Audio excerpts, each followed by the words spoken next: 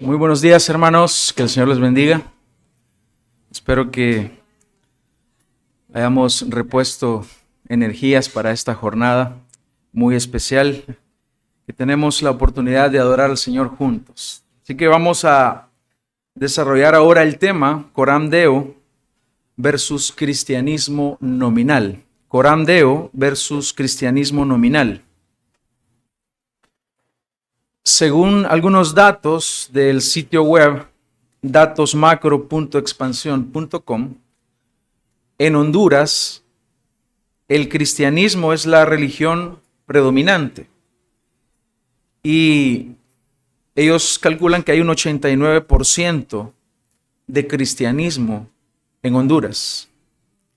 Dentro de esta rama del cristianismo existe el catolicismo y está el protestantismo.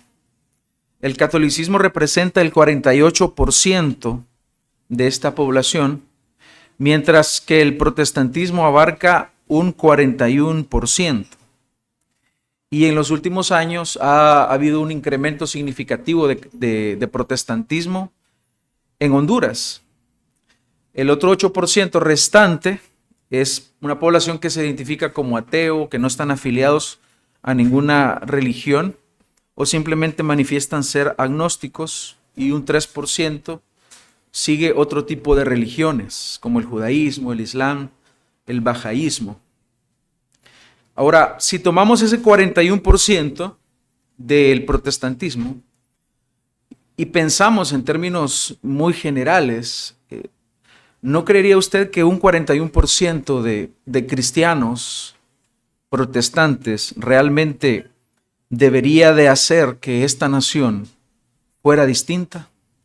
41% de cristianos se supone que deberían de hacer una gran influencia en el país, y muchas de las cosas que se viven en este país deberían de ser diferentes. Pero no necesitamos ir a fuentes estadísticas para darnos cuenta de la realidad. Porque cuando pensamos en un 41% de población en un país que debería de ser una gran influencia y tener una gran incidencia en la nación, solo pueden estar sucediendo dos cosas. O el evangelio realmente no es eficaz para transformar una vida, o la gente está siendo engañada y están creyendo una falsa religión.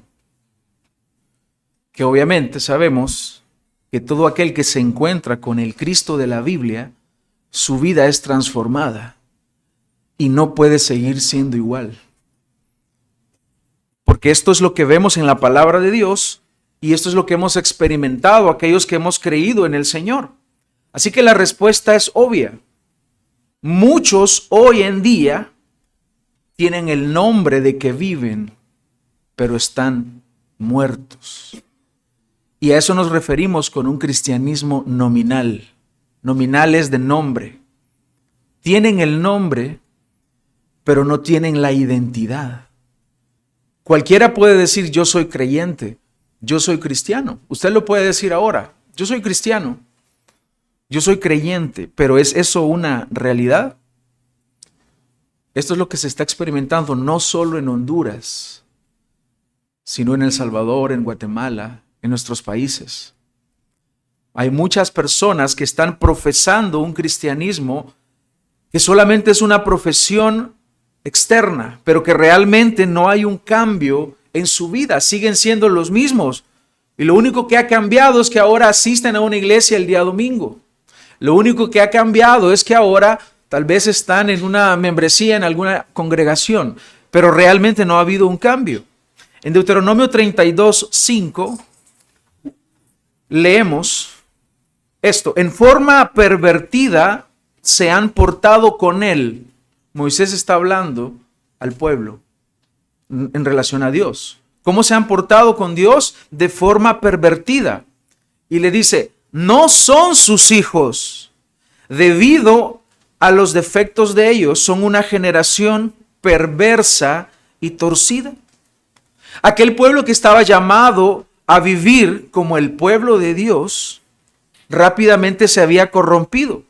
Tenían el nombre, pero no vivían de acuerdo a Dios, de acuerdo a Él. Aquel pueblo llevaba el nombre de Dios, pero habían cometido adulterio espiritual rápidamente al salir de Egipto. Tenían el nombre, pero no tenían la identidad de hijos de Dios. Y a través de esta enseñanza vamos a escuchar una advertencia solemne a no pretender el nombre sin tener la identidad.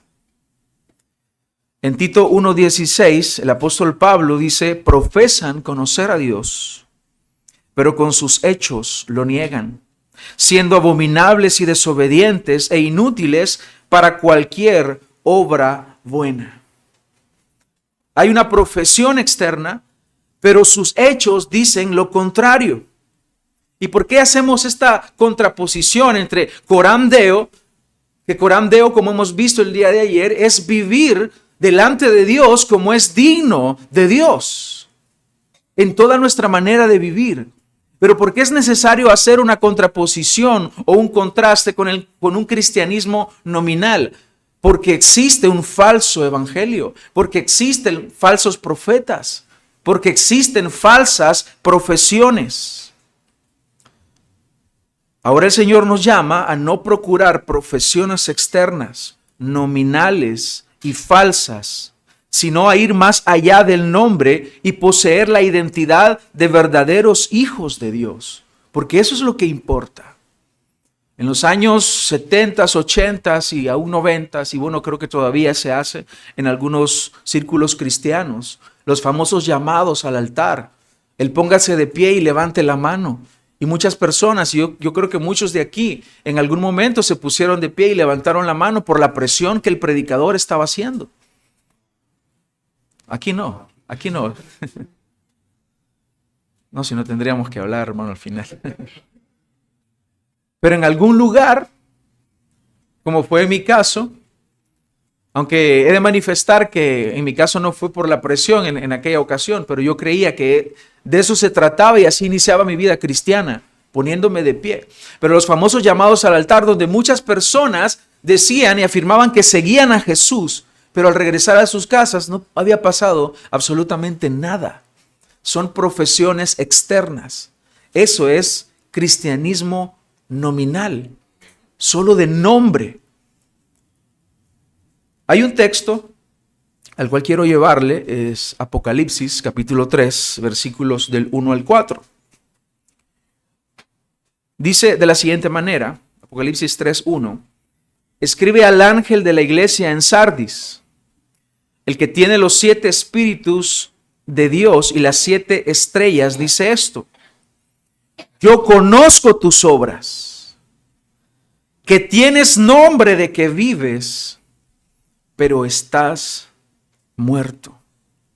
Ponte en vela y afirma las cosas que quedan, que estaban a punto de morir, porque no he hallado completas tus obras delante de mi Dios.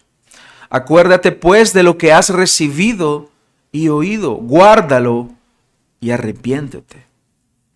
Por tanto, si no velas, vendré como ladrón, y no sabrás a qué hora vendré sobre ti. Pero tienes unos pocos en Sardis que no han manchado sus vestiduras, y andarán conmigo vestidos de blanco, porque son dignos. Y justamente este tema, como lo hemos llamado, coram Deo versus cristianismo nominal, es lo que está mostrado acá. Hay unos que tienen nombre de que viven, pero están muertos. Pero al final el Señor dice, pero tienes unos pocos en Sardis que no han manchado sus vestiduras. Ellos viven coram Deo.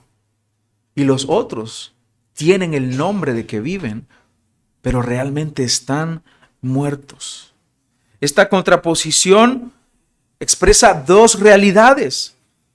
Los hijos de Dios, los verdaderos hijos de Dios, viven en la presencia de Dios bajo su autoridad, bajo la autoridad de Cristo, bajo la autoridad de la palabra de Dios, y lo hacen para la gloria de Dios.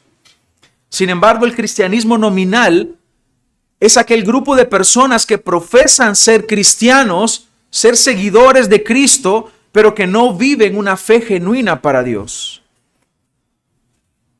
Este cristianismo nominal, que es falso, que es simplemente aquietar un poco la conciencia, que se manifiesta de diferentes formas, como por ejemplo, bueno, voy a leer la Biblia porque el pastor dice que leamos la Biblia y para estar tranquilo. Bueno, me voy a congregar este domingo para que el pastor no diga nada.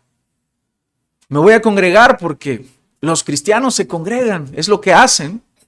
Y entonces la manifestación de su vida no tiene las motivaciones correctas y profundas en el corazón para agradar a Dios.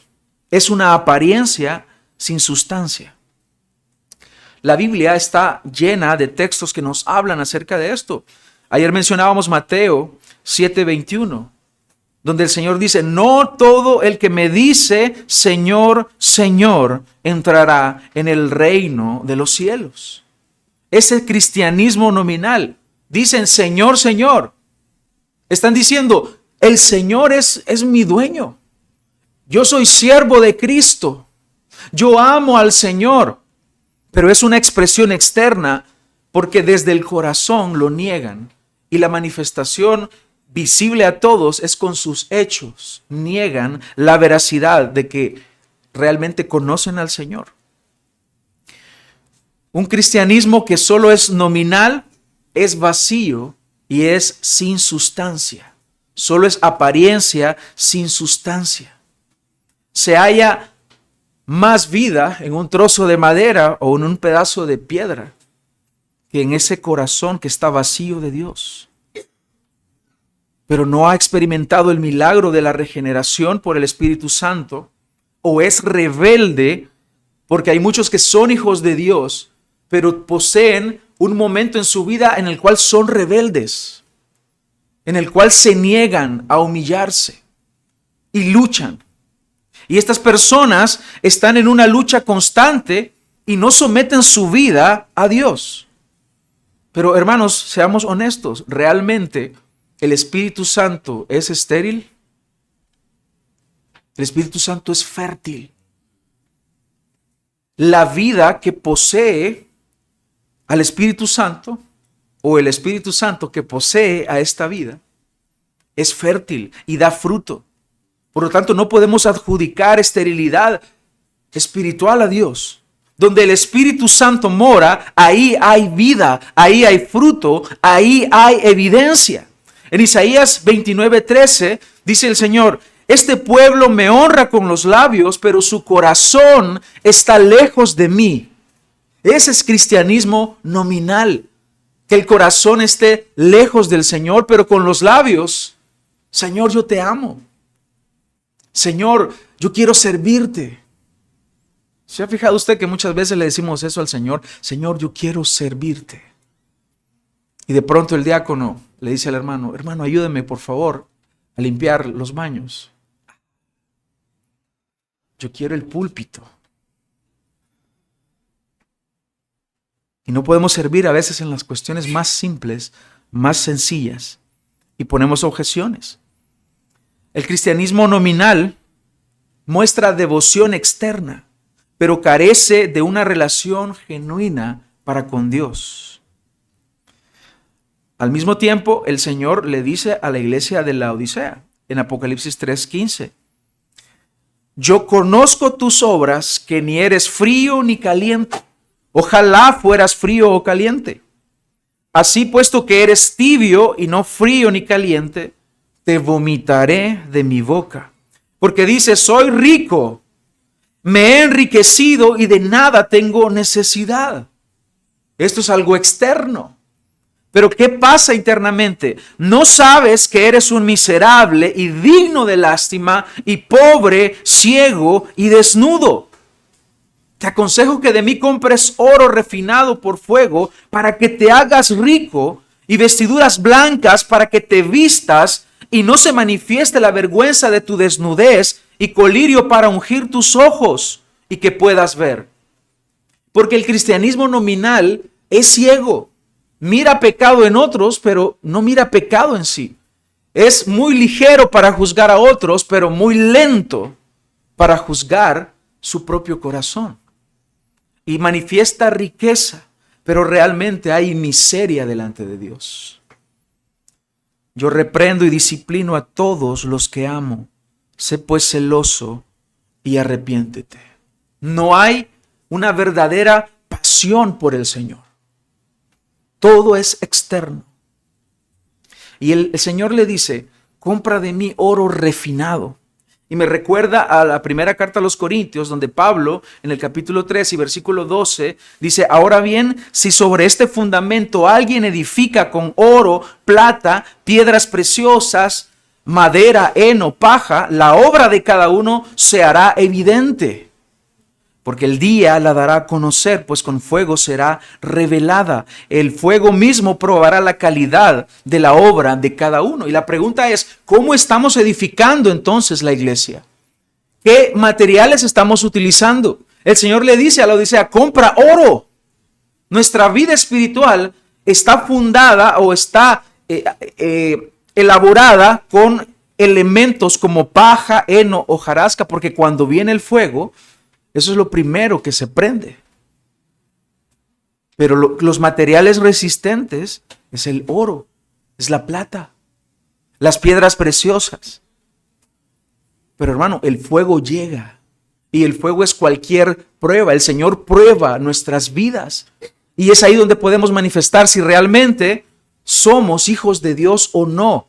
Porque si una iglesia, que en el contexto del apóstol Pablo está hablando de la iglesia, una iglesia que está fundada sin el fundamento que debería de ser, que es Cristo, y que sobre eso ha crecido con elementos como madera, heno, hojarasca, cuando llega la prueba, se destruye.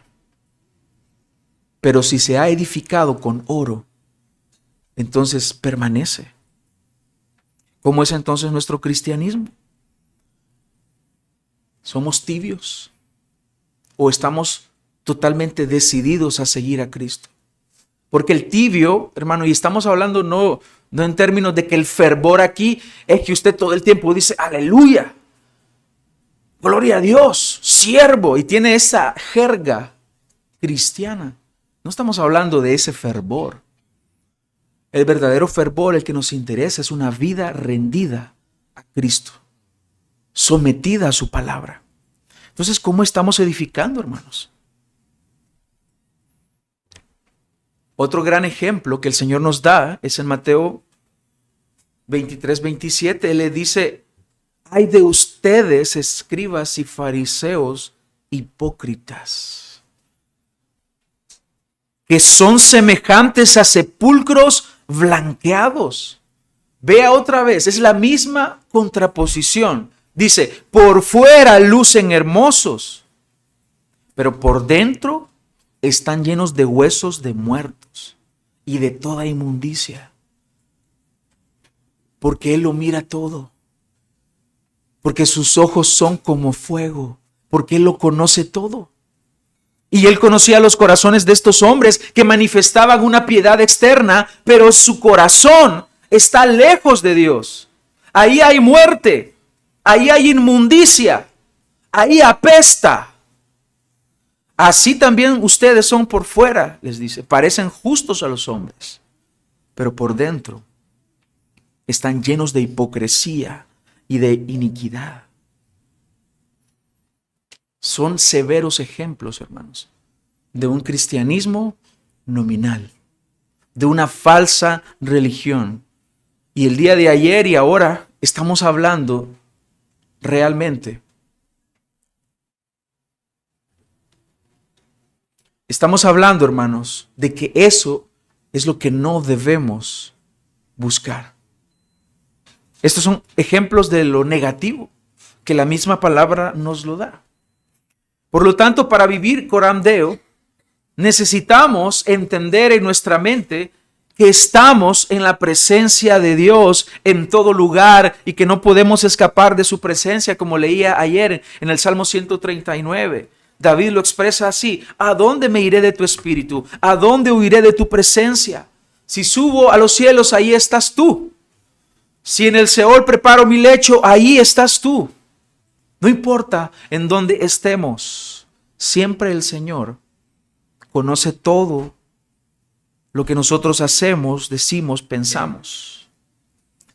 Con cada pensamiento, con cada acción y con cada palabra, la persona que quiere vivir coram Deo busca agradar a Dios.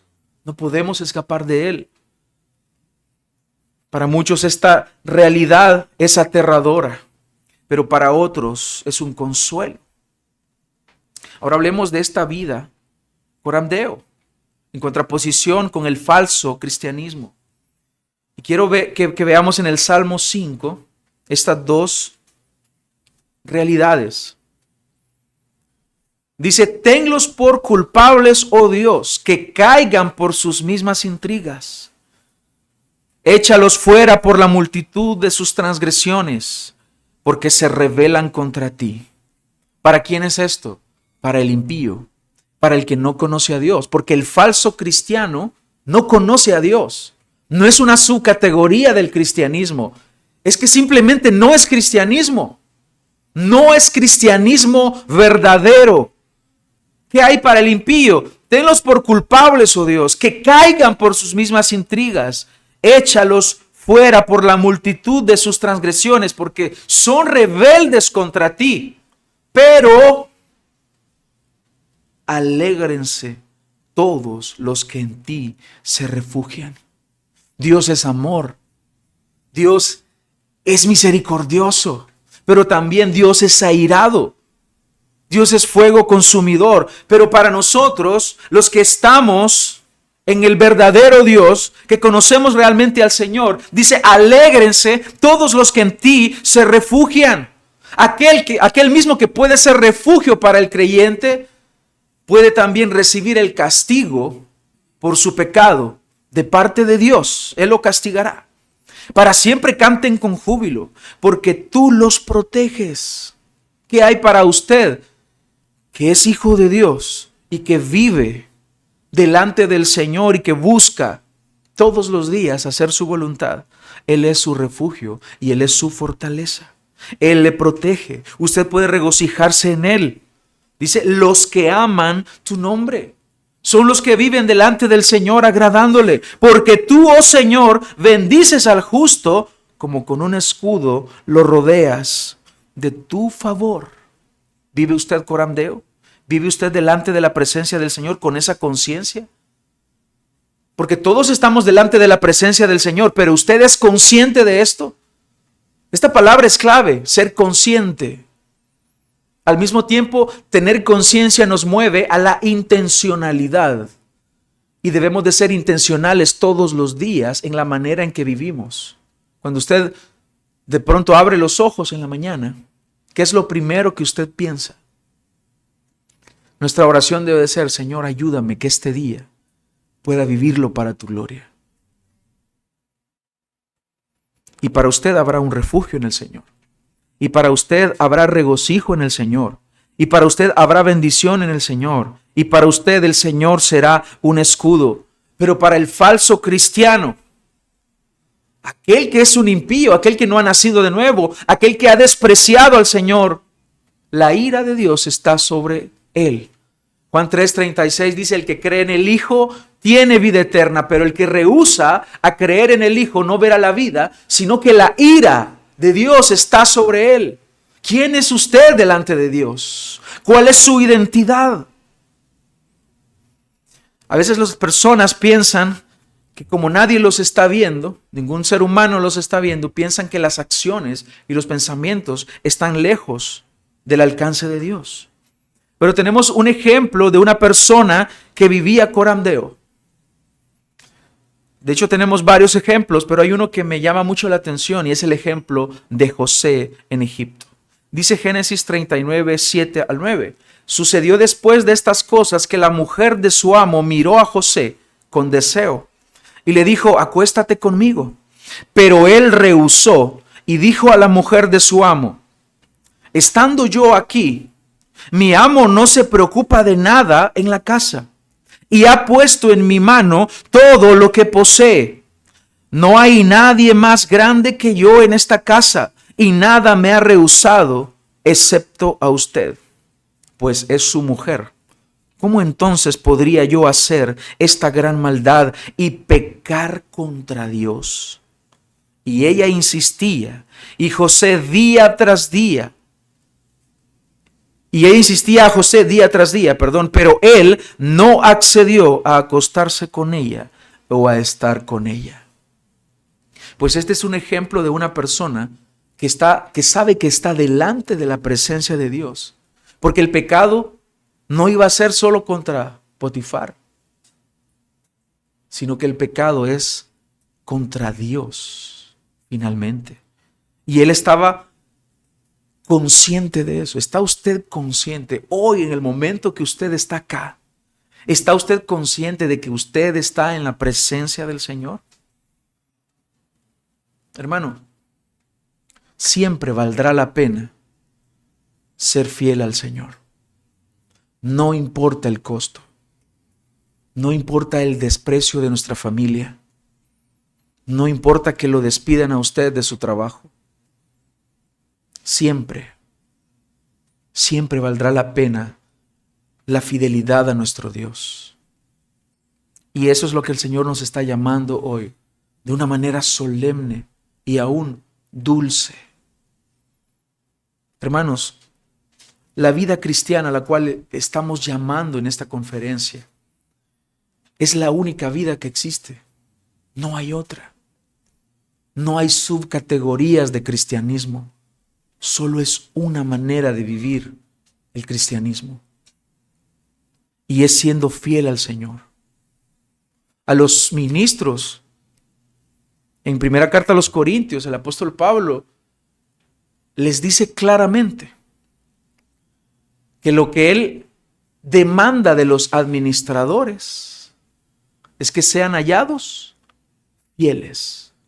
No creo que el estándar para los que no son ministros esté abajo de eso. Por lo tanto, esta fidelidad es para todos nosotros, no solo para los predicadores, no solo para los que tienen el llamado a enseñar la palabra, es para todos. Hermanos, esto es a lo que nos llama el Señor, y tenemos grandes ejemplos en la palabra de Dios. En Santiago se nos dice que Elías tenía las mismas pasiones, las mismas debilidades. Era un profeta. Observe usted la vida de David y usted encontrará debilidad. Observe la vida de José y encontrará momentos de debilidad. Observe la vida de Job y encontrará momentos de debilidad. Observe a Abraham y usted encontrará momentos de debilidad. Observe a Noé y usted encontrará momentos de debilidad. Somos iguales. Somos débiles, pero el Señor es fuerte. Por lo tanto, la vida cristiana de la cual estamos hablando, ni se le ocurra intentarlo en sus propias fuerzas, porque no lo va a lograr. Porque el Señor quiere que usted le diga a Él: Señor, soy débil, no puedo hacerlo solo. Porque es cierto, y Él es veraz, y todo hombre es mentiroso, pero Él es veraz. Él quiere que nosotros nos humillemos delante de Él y reconozcamos nuestra miseria. Por eso le dice a estas iglesias: arrepiéntete, ve tu miseria, ve de dónde has caído, ve que has fallado, arrepiéntete. Y el arrepentimiento no está alejado de Dios. De hecho, es ir delante de Dios y reconocer nuestra necesidad, reconocer nuestras faltas, reconocer que no podemos solos. Pero Él es fuerte, pero Él es poderoso para sostener a sus hijos. Él es poderoso para que nosotros, al final, estando delante de la presencia de Dios, podamos escuchar: bien, buen siervo, en lo poco fuiste fiel, en lo mucho te pondré. ¿Por qué llegaremos ahí? Porque Él lo ha querido, porque la salvación es del Señor, porque Él es el que nos esfuerza, porque Él es nuestra ayuda, Él es nuestra fortaleza. Por lo tanto, no estamos promoviendo aquí una vida de supercristianos. Estamos hablando de lo más básico. depender de nuestro Señor. Aquel que nos ha llamado es el que nos sostiene. Aquel que nos ha sacado de Egipto es el que nos hace llegar a la tierra prometida. Porque Él es nuestro escudo, nuestra fortaleza, nuestro pronto auxilio en medio de las tribulaciones. Él es el único que puede ayudarnos. No va a ser un filósofo, no va a ser el mejor psicólogo, no va a ser el mejor doctor, no va a ser ninguno de estas celebridades que se adjudican una gran sabiduría y una manera de vivir única. Ninguno de ellos nos puede ayudar. El único que nos puede ayudar es nuestro Señor Jesucristo. Por eso, hermanos, cuando fallamos y ahora con la conciencia de que estamos delante de Dios y que queremos vivir coram Deo, cuando fallemos, no nos veamos a nosotros mismos, veamos a Cristo. Nuestra mirada tiene que estar puesta en Él, porque si usted se mira a usted mismo, usted solo encontrará miseria. Pero Él es rico, pero Él es poderoso, pero Él es fuerte. Yo soy débil, yo soy necesitado. Por lo tanto, hermanos, seamos sensatos y no pretendamos vivir esta vida a la cual estamos llamando hoy en nuestras propias fuerzas, porque no lo vamos a lograr.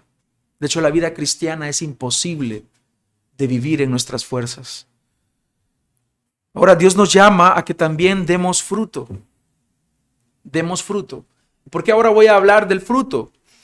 Porque el fruto de una fe genuina se hace evidente, de manera que podamos entender que vivimos con una conciencia clara de que estamos en la presencia del Señor. De hecho, coram Deo es algo natural para el creyente.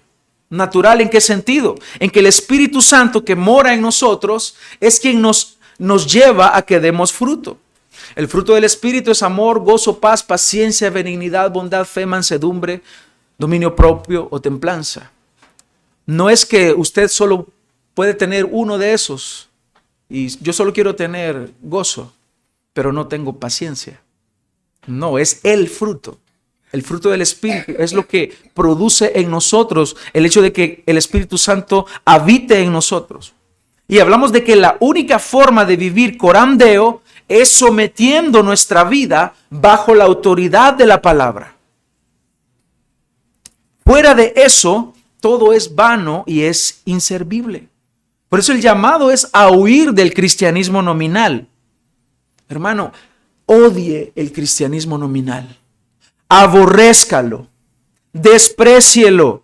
¿Por qué? Porque es mentira, porque es un engaño, porque es pretender llegar a la gloria eterna a través de esfuerzos vanos. El falso cristianismo es la obra maestra de Satanás. Es el veneno más destructivo que está arrasando hoy en día y que está llevando a miles de personas al infierno. Porque muchos están confiados en esa falsa religión que no tiene fruto, pero que es de nombre. En el día del juicio serán despertados a la más horrenda realidad, porque escucharán la sentencia del juez justo que les dirá: malditos al fuego eterno. ¿Cómo puedo saber entonces si no estoy practicando un cristianismo nominal? Hay diversas formas que podemos encontrar en la Biblia, pero solo nos vamos a enfocar en una, que es la que ya hemos estado mencionando, y es el fruto. Hay diversas formas, pero solo quiero mencionar una ahora. Y yo le hago la pregunta: si el maestro llega a buscar fruto en usted, así como aquella higuera que él buscó fruto y no encontró, si el maestro, si nuestro Señor hace lo mismo en nuestra vida, ¿encontrará fruto? ¿Hay fruto en usted? ¿Usted da una evidencia clara? Si Cristo busca fruto, ¿en ti lo hallaría? ¿O como la higuera te maldeciría por no producir fruto y por pecar tomando su nombre en vano, llamándote cristiano, pero en realidad no amas a Cristo, no sigues a Cristo, no haces su voluntad? Santiago 2:17 dice que la fe sin obras es muerta. No está diciendo que la salvación es por obras. Está diciendo que el Dios que te ha salvado mostrará su fruto en ti.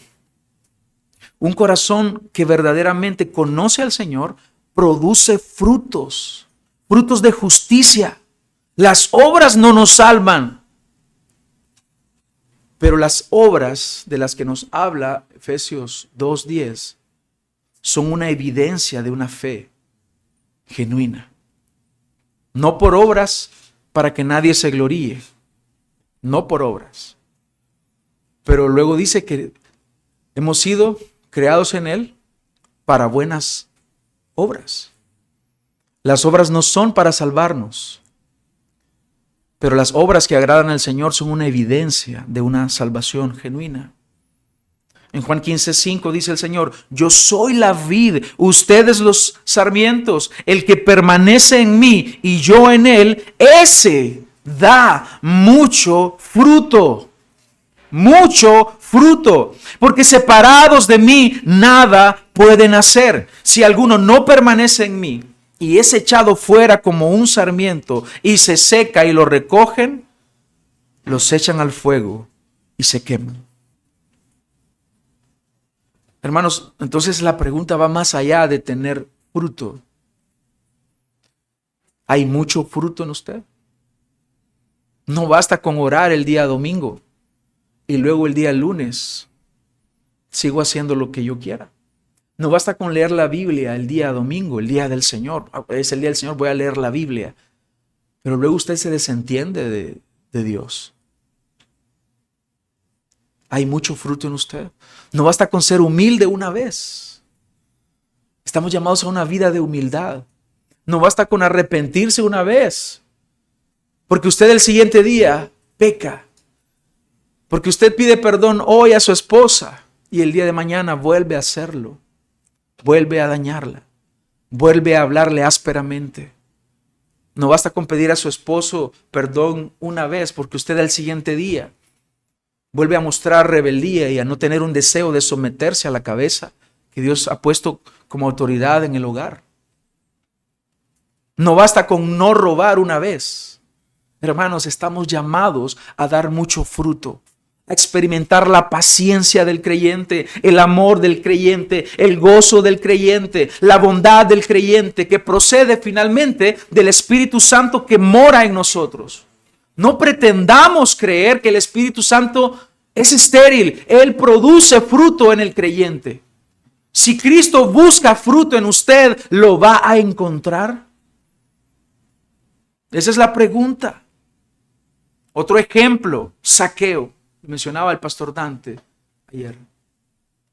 Zaqueo, dice Lucas 19:8, pero Zaqueo puesto en pie dijo a Jesús: Señor, la mitad de mis bienes daré a los pobres, y si en algo he defraudado a alguien, se lo restituiré cuadruplicado.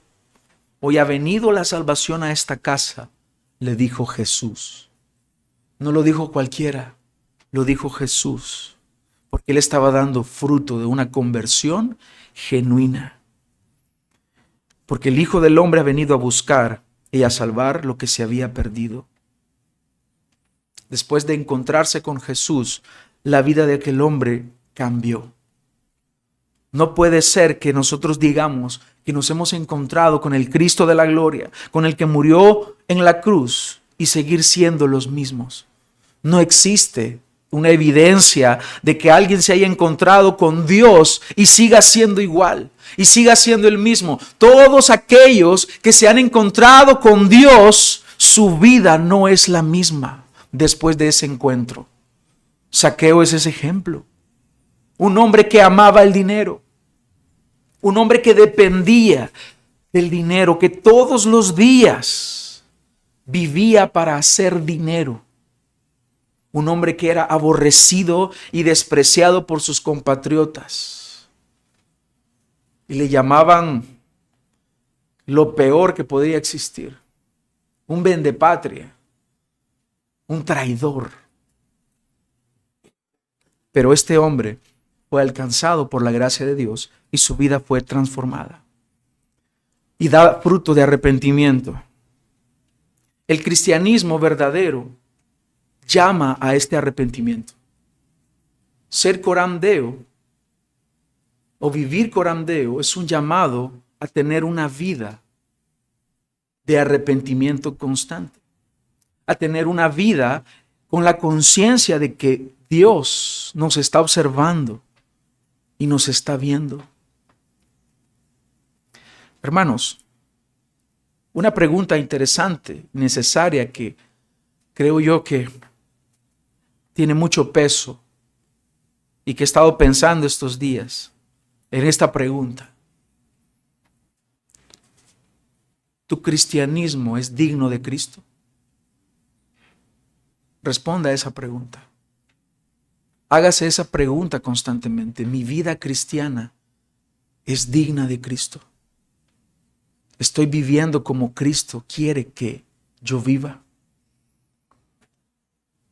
Por eso que usted está viviendo como cristianismo es lo que Cristo, por lo que Cristo padeció en la cruz. Mi vida cristiana refleja ese deseo de aquel que me ha salvado. Estoy produciendo fruto. Estoy viviendo realmente el cristianismo que Dios quiere que yo viva.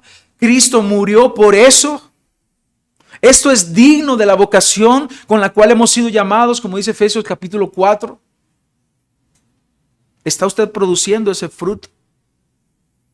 En Lucas 3:7 dice, por eso Juan decía a las multitudes que acudían para que él las bautizara, camada de víboras. ¿Quién les enseñó a huir de la ira que vendrá? Por tanto, den frutos dignos de arrepentimiento y no comiencen a decirse a ustedes mismos, tenemos a Abraham por padre. Este es el cristianismo nominal del cual hablamos. No, yo tengo mi religión. No, yo soy cristiano. Yo asisto a una iglesia bautista reformada, de las verdaderas. No hay salvación fuera de la iglesia bautista reformada, se atreven a decir algunos. Tengamos cuidado. Tengamos cuidado con el intelectualismo imperante de las iglesias reformadas. Muchos están creyendo en su conocimiento y no en Cristo. Muchos están creyendo en que se conocen todos los puritanos, se conocen todos los reformadores, se conocen todo de la reforma, pero no conocen a Cristo. Y el camino es Cristo y no el intelectualismo y no ese conocimiento, del cual yo creo que puede generar mucha ayuda, puede ayudar mucho, pero no es el camino. Ellos decían, tenemos a Abraham por padre. Ahí estaba su confianza. Porque les digo que Dios puede levantar hijos a Abraham de estas piedras. El hacha ya está puesta a la raíz de los árboles. Por tanto, todo árbol que no da buen fruto es cortado. ¿Se da cuenta por qué yo he elegido este criterio único? Únicamente este criterio para que usted evalúe su cristianismo. Hay más elementos, yo estoy seguro. Pero aún Juan decía eso. Todo árbol que no da buen fruto es cortado. ¿Usted está dando buen fruto o está tomando el nombre de Dios en vano? Quiero concluir, hermanos, con esto. Vivir coram Deo significa ser conscientes de la presencia de Dios en nuestra vida. Pero más allá de la conciencia, es a lo que nos lleva a esta conciencia, que tendría que ser a obedecer la palabra de Dios, a someternos a la autoridad de la palabra de Dios. No crea que usted se tiene que someter a sus propias ideas y pensamientos, a lo que alguien le dice, a lo que vio en YouTube. No, es solamente a la palabra de Dios. Si el pastor lo que enseña es la palabra de Dios, y voy a ser lento, despacio en decirlo, si lo que el pastor, el predicador, el maestro dice es la palabra de Dios, sea obediente y sométase. No sea rebelde a la palabra de Dios. Esposos, si nuestras esposas nos confrontan con la palabra de Dios, aunque seamos la autoridad, tengamos autoridad y seamos la cabeza, si nosotros nos resistimos a lo que nuestra esposa de pronto nos está diciendo, porque hemos fallado y que sucede mucho, hermanos, tenemos que someternos a eso, porque es la palabra de Dios a lo que nos estamos sometiendo.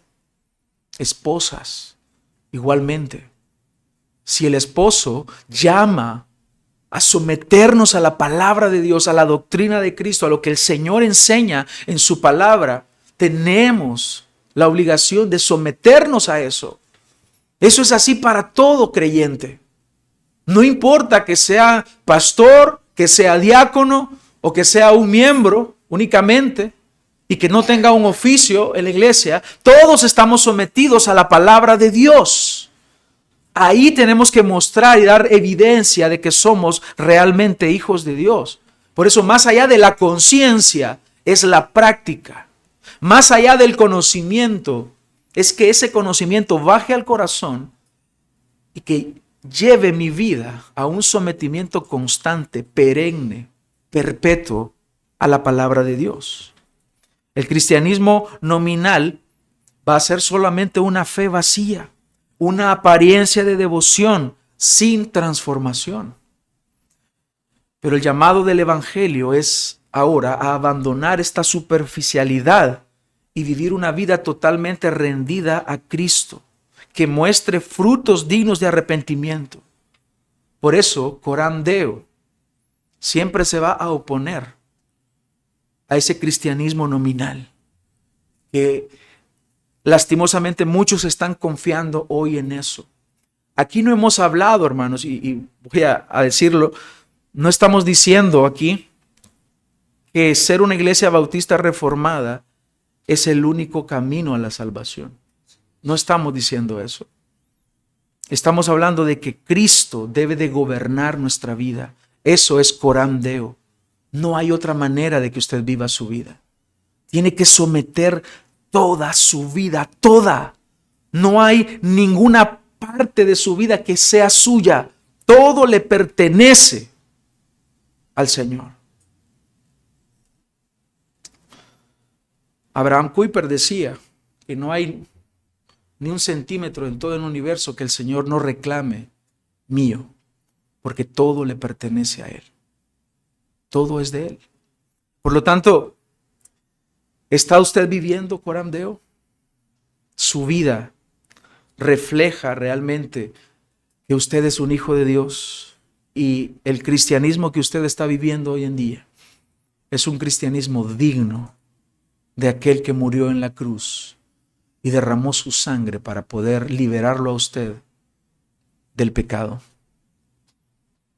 Que Dios nos ayude, hermanos, porque solamente con su ayuda vamos a poder llegar un día a la presencia de Dios y no llegar con nuestra confianza en nosotros mismos, sino con nuestra fe puesta en aquel que dijo consumado es y nos liberó de la muerte.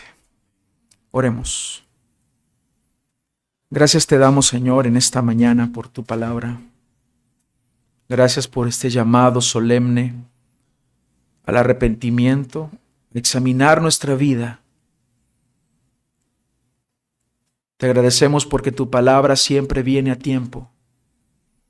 Y te pedimos que nos ayudes a que no confiemos en nuestras propias fuerzas, porque lo único que encontraremos en nosotros es miseria y debilidad. Pero tú eres aquel que te engrandeces, que te exaltas en el débil. Cuando reconocemos nuestra debilidad, podemos experimentar la fuerza de tu poder, la potencia que tú, Señor, manifiestas para con aquel que reconoce su debilidad. Porque aunque estás sentado en tu trono y gobiernas con poder y autoridad sobre todo lo que existe, al mismo tiempo estás con aquel que se humilla, aquel que reconoce su miseria. Habitas junto al contrito y humillado de corazón. Te agradecemos por tu palabra y rogamos que nos des la fuerza para poder vivir, coram Deo, delante de tu presencia, como es digno de la vocación con la cual hemos sido llamados. Ayúdanos, Señor, a dar fruto, que el Espíritu Santo pueda hacer su obra perfecta en nosotros, ayudándonos a amar, a tener gozo, a tener paz, a tener paciencia, a tener benignidad, bondad, fe, mansedumbre y templanza.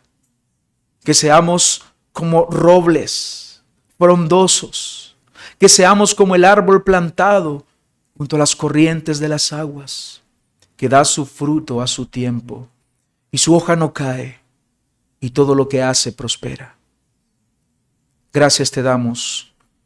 Oramos en el nombre de Cristo Jesús. Amén.